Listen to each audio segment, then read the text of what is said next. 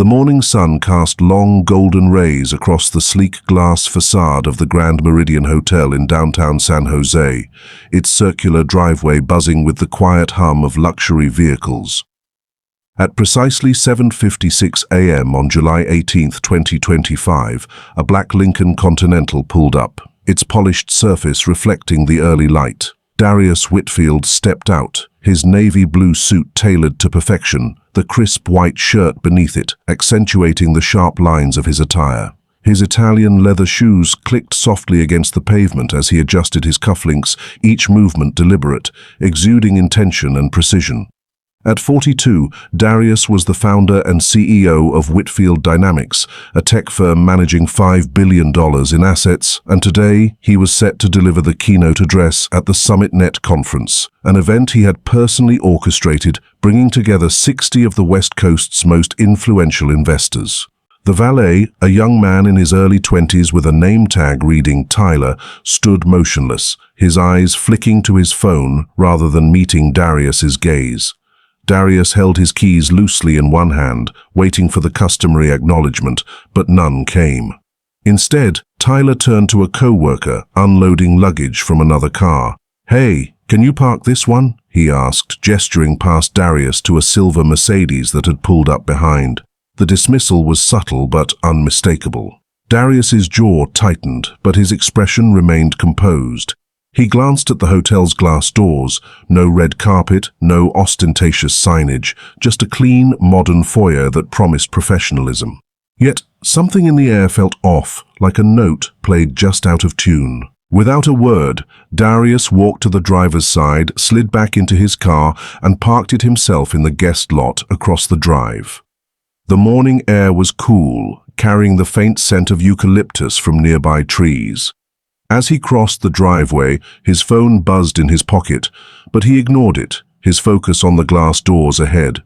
Inside, the lobby was a study in understated elegance, marble floors, soft lighting, and a long mahogany front desk where a woman in her 30s, her name tag reading Claire, typed rapidly on a computer. Darius approached, his steps measured. "Good morning," he said, his voice calm but firm.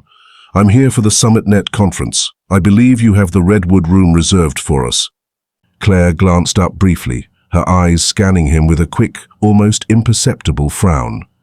"Do you work for one of the vendors?" she asked, returning her attention to the screen. Darius's lips pressed into a thin line. "No," he replied evenly. "I'm the CEO." She blinked, her fingers pausing over the keyboard. "Right," she said, her tone flat. "Could you wait outside for a moment? We're still prepping the space." Darius stood still, his gaze steady. "I'm also the keynote speaker." There was no apology, no flicker of recognition. Claire's smile was tight, professional. "Still, we're not quite ready. Please wait outside." Before Darius could respond, a young man in a blazer, name tag Mark, a walkie-talkie clipped to his belt, appeared behind the desk. He looked Darius up and down, his eyes narrowing as if searching for a badge or some other marker of legitimacy. "You with security?" Mark asked, lowering his voice. Darius's expression didn't waver. "I'm Darius Whitfield," he said, his voice steady as steel. "The conference you're hosting today, I run it." A beat of silence followed. Mark tilted his head toward the door. "Just give us a few, sir. We'll call someone to come get you." Darius exhaled slowly through his nose, a measured breath that belied the cold fire building inside him. It wasn't anger, not yet. It was something deeper, colder, like the weight of a memory he'd carried for years.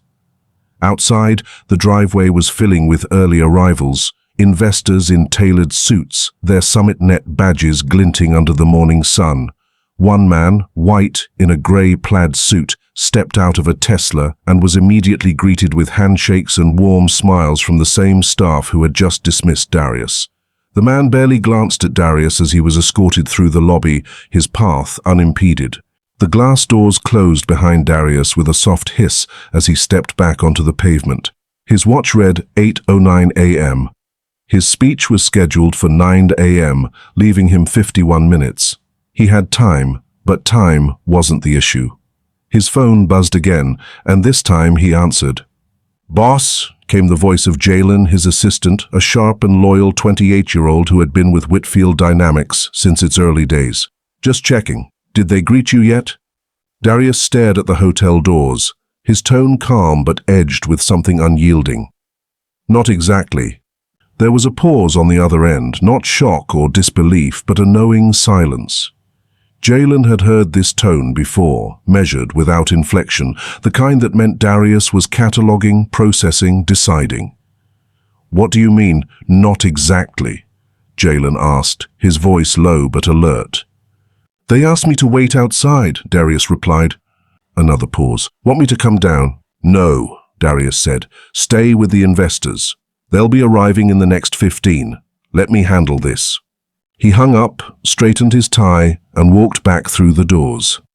Claire looked up, her expression unchanged. "I thought I asked you to wait outside, sir," she said, her fingers tapping the keyboard. "And I waited," Darius said plainly. "Now I'd like to speak with the event coordinator. My name is Darius Whitfield. I'm the founder and CEO of Whitfield Dynamics.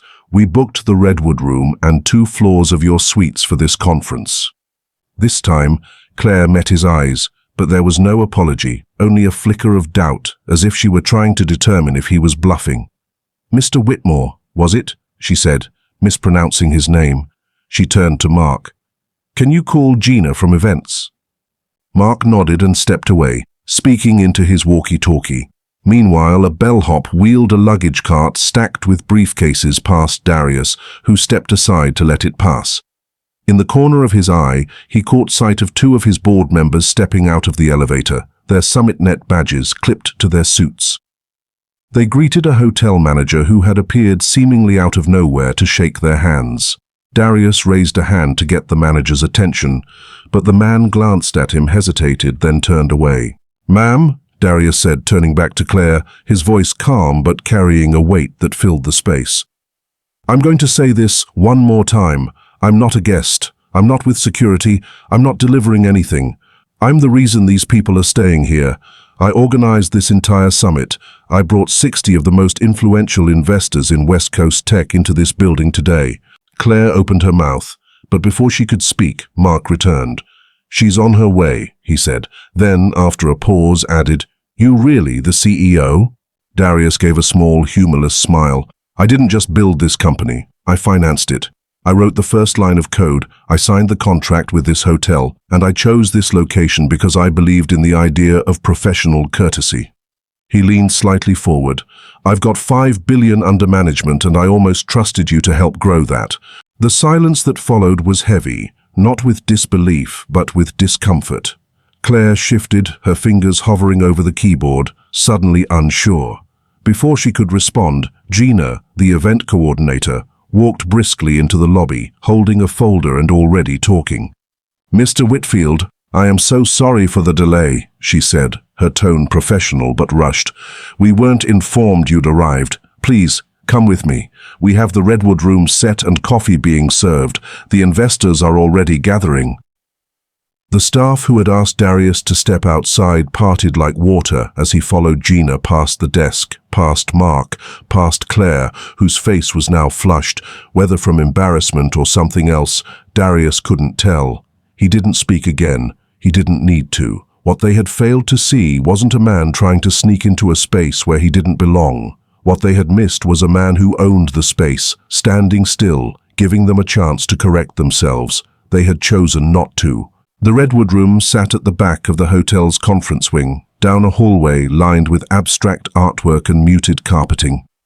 Inside, the lights were dimmed for the opening presentation, rows of chairs arranged before a podium bearing the SummitNet logo. A side table held bottled water and sleek name placards. Darius scanned the room. Jalen was at the front, checking sound levels with the AV technician while investors filtered in, chatting over coffee. No one knew what had just happened in the lobby. Darius didn't go to the podium. Instead, he stepped into a private lounge reserved for speakers and closed the door. He pulled out his phone and dialed Tammy, his head of operations. "Tammy," he said when she picked up, "we're moving the summit." There was no gasp, no protest. Tammy, a seasoned professional in her 50s, was used to Darius's tone, This one, clipped and decisive, meant action. "Today," she asked, "you want to relocate 50 people with less than an hour's notice?" "Not want," Darius said. "Need." She didn't push. "You want me to call the Fairmont or the Hayes?" "Hayes," he said. "I want every investor redirected there. Make sure they understand this isn't a scheduling issue. It's a matter of principle. I'll explain more when we're set. Also, cancel the rest of our booking here, suites included. Charge the penalty to me personally if they refuse to release." Tammy exhaled slowly. "Understood. Call Jalen too. Let him know to delay the opening and start rerouting the guests." "Exactly," Darius said. He ended the call, catching his reflection in the lounge's dark glass window. He didn't feel righteous or vindicated. He just felt tired of walking into rooms that saw everything but who he was. The clock in the Redwood room ticked toward 8:30 a.m., but the energy in the space was already shifting. Jalen, ever efficient, had begun passing the word through subtle handshakes and nods. "Emergency relocation," he whispered to one group of investors. "We've got a better setup just a few blocks over," he told another. Tammy, meanwhile, was on the phone with the Hayes Hotel, locking down their backup venue, coordinating staff, transferring AV equipment, and rerouting catering. The machine of Whitfield Dynamics hummed with precision even under pressure. Darius returned to the Redwood room only once, to collect his notes and laptop. A hotel manager, a middle-aged man with a tight smile and a folder clutched in his hand, finally appeared. "Mr. Whitfield," he said, his voice strained. "I understand there was a mix-up at the front desk this morning, and I want to personally apologize. It was never our intention to offend." "You didn't offend me," Darius cut in, his tone calm but final. "You just disqualified yourselves. This isn't about ego, it's about standards." The manager blinked. "Can we make this right?" Darius zipped his laptop case and met the man's eyes. "You had your chance." He didn't raise his voice. He didn't need to. The only thing louder than outrage was absence, and the Redwood room, minutes ago filled with top-tier investors, was emptying fast. Darius exited through the same lobby where he'd been told to wait outside. Claire watched him, her lips pressed in a line. Mark was nowhere to be seen. Outside, a black SUV waited, its driver opening the door. Darius slid in, his phone already ringing. By the time the first tray of croissants reached the half-empty Redwood room, most of the guests were blocks away, gathering in the grand atrium of the Hayes Hotel. Unlike the Grand Meridian, the staff at the Hayes didn't need convincing. They welcomed Darius as if they'd been preparing for him for weeks, their event coordinator, a woman named Elena, greeting him with a firm handshake and a detailed rundown of the new setup. The Hayes' conference room was brighter, with floor-to-ceiling windows that let in the morning sun, and the AV team was already testing the projection screen. Darius stood at the front of the room, his suit jacket still crisp despite the morning's chaos. The investors, now settled with fresh coffee and pastries, watched him with a mix of curiosity and respect. No one knew the full story, not yet, but the whispers had started. Darius cleared his throat, his voice steady as he addressed the room. "Before we begin," he said, "I want to thank you all for your flexibility. I know the change of venue was unexpected, but I believe where we gather says a lot about what we value." A murmur of agreement rippled through the crowd. Darius paused, letting the moment settle. "I chose the previous hotel for its reputation, its service, its proximity to your offices. But this morning, I was reminded that a polished lobby and a 5-star rating don't guarantee respect." He let the words hang, his gaze sweeping the room. "I was asked to wait outside, twice, by staff who never once asked my name. I parked my own car. I reintroduced myself. I explained who I was. But in that space, none of it mattered." A few jaws tightened, heads shook. Some investors, particularly those who had faced similar slights, nodded in quiet understanding. "Some of you might be surprised by this," Darius continued, "others less so. But I don't believe in yelling. I don't believe in dragging people down just to prove a point. I believe in moving forward, and today we're doing just that. Somewhere that sees us, hears us, and treats our business with the seriousness it deserves." The crowd applauded, not out of pity, but out of respect. In the back, Jalen stood with his arms crossed, a proud smile tugging at his lips. The keynote proceeded flawlessly, Darius's speech on the future of behavioral data analytics, drawing nods and furious note-taking. But the real impact was in the subtext, the unspoken lesson. Power doesn't need to shout, it moves. Back at the Grand Meridian, confusion reigned.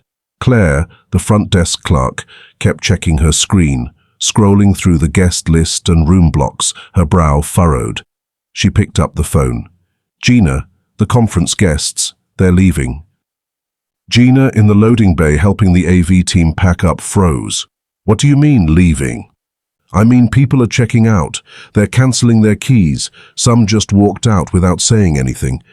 In less than 20 minutes, the lobby that had been filled with handshakes and business cards was nearly empty. The conference signage still stood, but the energy had drained, like water through a cracked floor. The manager's phone rang. "Sir," came a panicked voice from the front desk. "The company has cancelled all bookings, the suites, the Redwood room, catering, everything." "That's not possible," the manager said, his voice rising. "It's summit day." But it was possible, and it had happened. Calls flooded in. Housekeeping reported guests leaving without notice. A client refused to pay for the brunch, directing all inquiries to Mr. Whitfield. A security guard approached the manager. "That SUV outside, it took him and a few others. They're gone."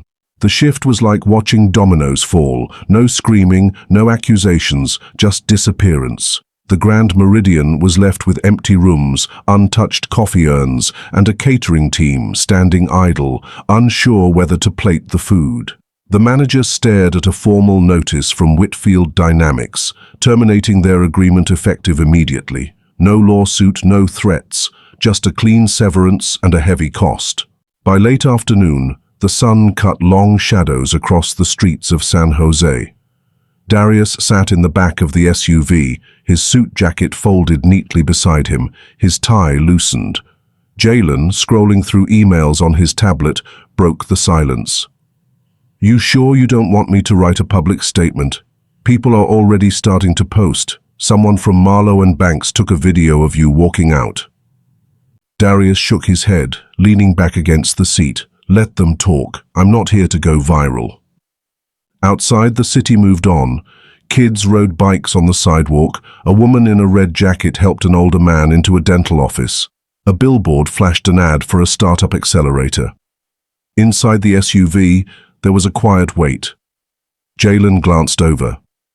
"Can I ask you something?" "Go ahead." "Why didn't you just go off on them? I mean, they deserved it after everything." Darius didn't answer immediately. He looked out the window, his fingers tracing the edge of his cuff. "When I was 19, he said finally, I walked into my first interview with a resume full of summer jobs and a GPA that should have opened doors. The receptionist asked if I was delivering food. I smiled, said no, waited 2 hours. The interview never happened. They forgot I was there." Jalen stayed quiet, his tablet forgotten. "I could have made noise, made a scene, but I didn't," Darius continued. "I left, found another door and another after that. Thing is, I spent the first part of my life thinking if I just achieved enough, degrees, money, suits, people would stop making those assumptions, that they'd speak louder than—" He trailed off, rubbing his hands together as if feeling the cold grip of a steering wheel from years ago. "They don't." Jalen nodded slowly. "But this wasn't just another receptionist. This was a whole hotel. A whole moment." "Exactly," Darius said. "That's why I left, because I didn't need to prove anything. I didn't need them to understand. I needed the people watching to see what it looks like when you refuse to beg for respect you've already earned." He exhaled, looking out the window again. "My father used to say, you can't force people to see you, but you can choose where you won't be invisible." The SUV stopped at a light, the hum of the engine filling the silence. Jalen leaned back, letting the words settle. You ever think we'd be the ones running these things instead of applying to them? Darius smirked. Every day. And it still doesn't feel real sometimes. They pulled up to the Whitfield Dynamics building, a sleek structure of glass and steel that radiated quiet pride. The receptionist in the lobby waved, already holding the elevator. As they rode up, Jalen spoke again. You ever think about telling that story? The 19-year-old version? Maybe, Darius said, not for sympathy, but for clarity.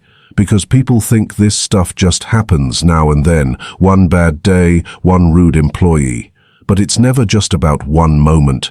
It's about patterns, repeated, sharpened, and buried. They stepped off the elevator, Darius's briefcase in hand. You can't fix what people won't name, he said, but you can show them how to walk away from it with their dignity intact. The fallout began quietly, not with headlines, but with whispers in conference rooms. By midweek, 3 other companies had cancelled their bookings with the Grand Meridian, their messages vague but pointed. We've decided to move in a different direction. In boardrooms, the conversation was clearer. You hear what happened with Whitfield's team? One executive asked. Yeah, we don't need that kind of risk tied to our name, another replied. What's the backup venue again? The Grand Meridian tried to patch the damage. A regional sales director reached out to Whitfield Dynamics, offering complimentary bookings, free suites, even spa credits. The offer didn't make it past Tammy, who read it, closed the email, and marked it as handled. Darius never replied. Trust once broken wasn't repaired with discounts. Word spread to media circles. A small tech outlet published a story, not a takedown, just a timeline of what happened, who saw it, and the deliberate silence that followed. The story made its way into inboxes, text threads, and happy hour conversations, where young black professionals raised their glasses to Darius Whitfield, not because he had clapped back, but because he hadn't needed to.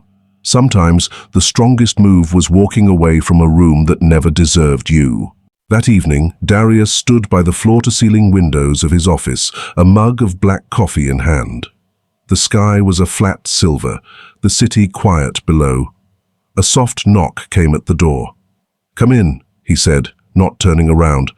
Elijah Green, a junior analyst in his mid-20s, stepped in, holding a folder. He looked unsure, his sharp suit slightly rumpled from a long day. You said you wanted to meet? He asked. Darius turned, gesturing to a chair.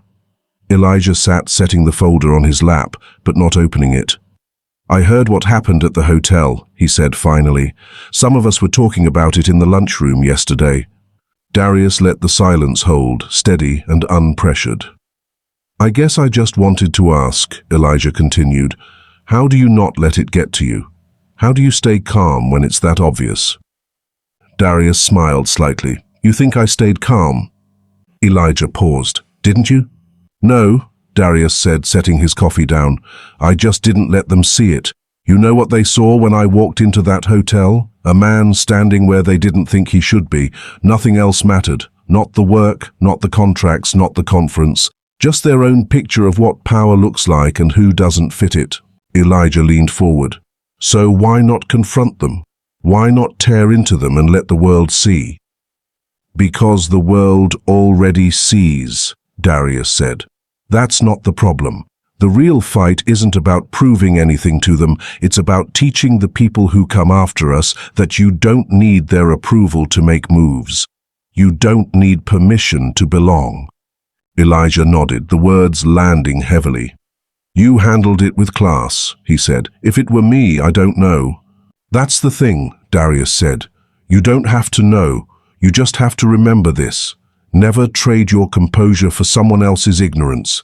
If they misjudge you, let them, but make sure the space you're building, your company, your name, your team, never makes anyone else feel like they don't belong. Elijah sat back, the folder forgotten. That's what it means to lead, Darius said. You don't yell at the wall. You build a door somewhere else. They sat in silence for a moment, then Darius tapped the folder. What's in here? Oh, right, Elijah said, startled back to work. New proposal from the behavioral data team. We made some changes based on your notes last week.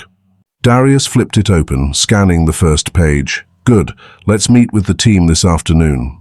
Elijah stood to leave but paused at the door.